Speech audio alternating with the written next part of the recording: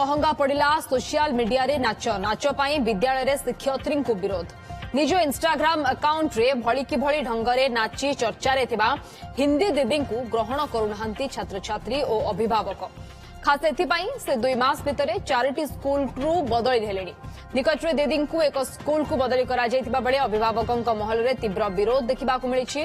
बदली न हेले विद्यालय रे ताला पकाइबा चेतावनी दिया जायछि। भद्रक जिला चांदबाली ब्लॉक रो सर्व पुरातन स्कूल दाखा उच्च विद्यालय रे हिंदी शिक्षयित्री को बदली करी एही हिंदी शिक्षयित्री को नियुक्ति दिया जिबाकू विरोध देखा मिली जे शिक्षयित्री को नियुक्ति दिया जायछि तांको विरोध करूछन्ती अभिभावक। सूचना अनुसार शिक्षयित्री इंस्टा और सोशल मीडिया रे तांकर नाच गुड़िक भाइराल पाई एभली दाबी होइतिबा जणा पड़िछि। बदली न हेले अभिभावक स्कूल गेट रे ताला पकाई आंदोलन करबाकू चेतावनी दैछन्ती। परीक्षा समय रे विद्यालय रे शिक्षकों बदली होगा घटना को नहीं विद्यालय रे उत्तेजना सृष्टि होइछि। अभियोग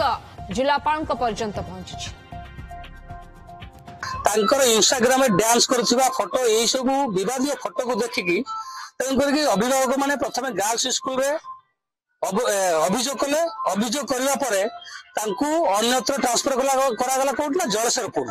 जलेश्वरपुर सेम घटना घटिबारु तांकू ट्रांसफर कले कोठी शिव दुर्गा पांचपड़ा हाई स्कूल पुणी सेटू से सेम घटना हबारु आज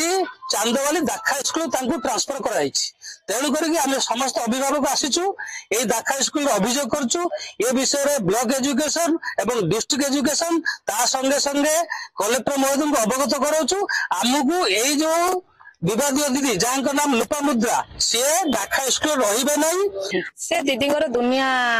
केस केलेंकारी अच्छी से चाहूँ सी एठी पढ़े पारे ना ए दीदी भल पढ़ाऊँच से चाहूँ पिला माने भी चाहूँगी जे से दीदी आसने आम स्कूल आसमुन स्कूल ताला पकईदेव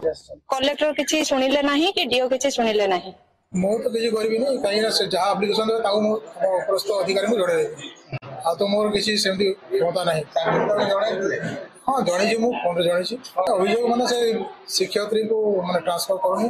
आने जॉइन करना अभियोग कर